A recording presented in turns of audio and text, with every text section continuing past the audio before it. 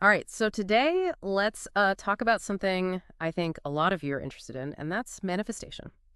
We're going to take a deep dive into this whole idea of manifestation, what it is and whether it works, and kind of what it really means in the bigger picture. And to get into it, we have this really fascinating excerpt called Why Manifestation Isn't Real: The Truth About Mind and Reality and How the Wealthy Control the Narrative.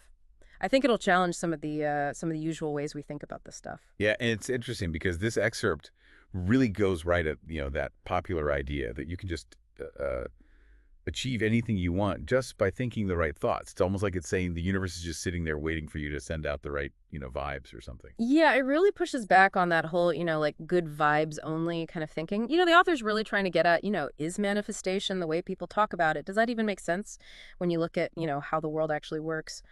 Exactly.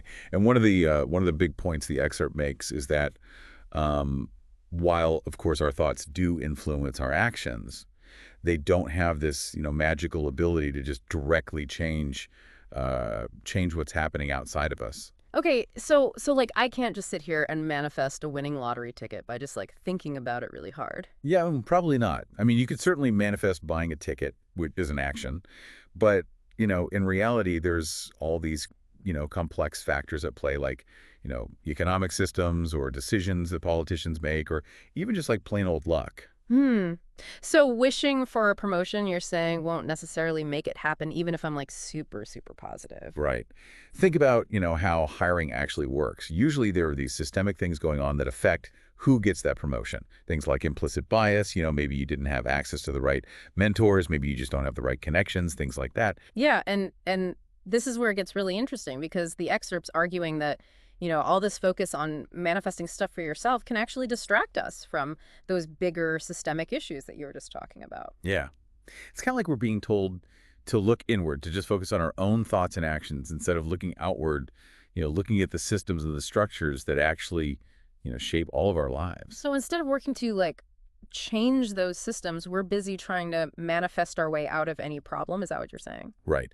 And the excerpt actually goes a step further. It suggests that this focus on individual manifestation, it might actually be something that benefits the wealthy elite. Whoa. Okay, now that's a big claim. So how are they benefiting from this, according to this excerpt?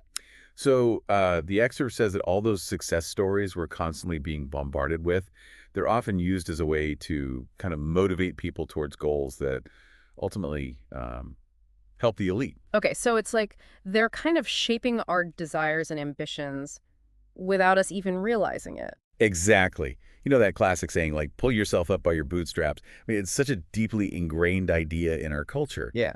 but it ignores the reality that, some people start off with boots and some people don't even have shoes. Yeah, and it's a powerful story because it taps into that desire we all have, like to achieve something great. But it doesn't acknowledge all those inequalities in the system that make it so much harder for some people to succeed than others, no matter how much they believe or how hard they try. Exactly. You could have someone who's working incredibly hard, like hustling day and night, Hmm. but the system itself might be working against them. And that's way harder to overcome than just some, negative thoughts, right? Right. It's like telling everyone they can win a marathon, but some people are starting, miles behind the starting line. And this idea that, motivation can be used as like a tool of control, that's where this excerpt really gets me thinking. For sure. It's suggesting that industries, especially the powerful ones like finance or tech, they love to put those self-made millionaires on a pedestal, but they don't really talk about the advantages those people had from the beginning. Maybe they had family wealth or access to a great education, or they were born into the right social networks. So it's all about keeping people striving within a system that may not actually be designed to benefit them in the long run. That's a pretty unsettling thought. It is, and it's everywhere. Think about how much uh, motivational content is out there, the whole hustle culture mentality. It all kind of feeds into this idea. It keeps people focused on achieving things as individuals instead of questioning whether the system itself is fair. Yeah. I have to admit, I've definitely bought into some of those narratives myself. It's so easy to get caught up in that idea that if you just work hard enough, anything is possible. I don't know. Have you ever felt that way? Oh, absolutely. I mean, those stories are so convincing.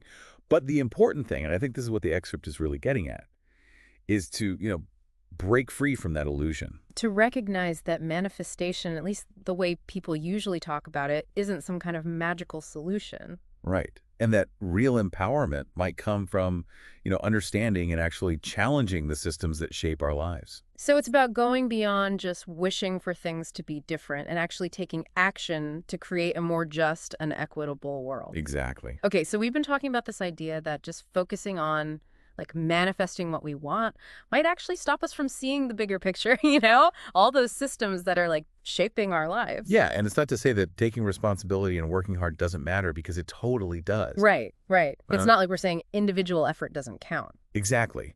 What this excerpt is really encouraging is like a shift in perspective, to look beyond just our own actions and really examine those systemic factors that, create barriers for certain groups. So you're talking about things like not having equal access to education, healthcare, even just basic resources. Exactly. Those are the like underlying structures that can hold people back no matter how much they try to like manifest themselves out of those situations. So then how do we challenge these systems? I mean, the excerpt doesn't really give us a step-by-step guide or anything, but it does kind of hint at some ways we could maybe, create change. Well, I think one of the most important steps is to question the narratives we've been given about success and achievement. Like that self-made millionaire myth we talked about before. Exactly. Instead of just accepting those stories as like the whole truth, Yeah. we need to really dig deeper and ask ourselves, who benefits from these narratives, and are they really achievable for everyone? And if not, then what can we do to change that? That's where collective action comes in.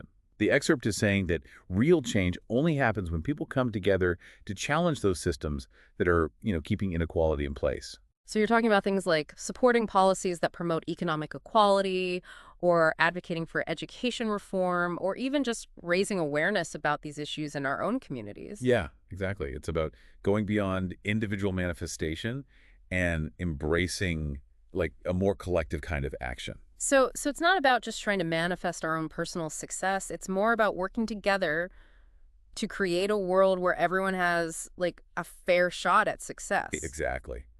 And that's what makes this so exciting, I think, because when we start thinking beyond just ourselves, we can tap into a much greater power for change. So it's not just about wishing for a different reality. It's about actively working to create one. Right. And that requires us to understand that we're not just, individuals trying to manifest our own destinies. We're all connected. We're members of a society that can either keep perpetuating inequality, or we can actually strive for justice.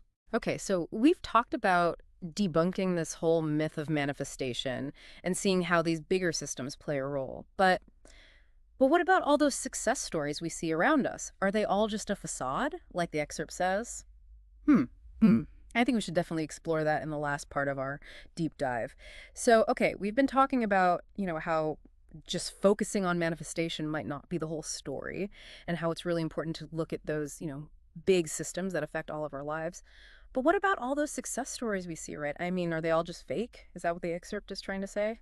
Well, I don't think it's saying every single success story is like made up or anything. I mean, obviously, there are people who achieve great things because they work hard, or they're really talented, or maybe just because, they're really determined. Right. So we're not saying that individual effort doesn't matter. Not at all.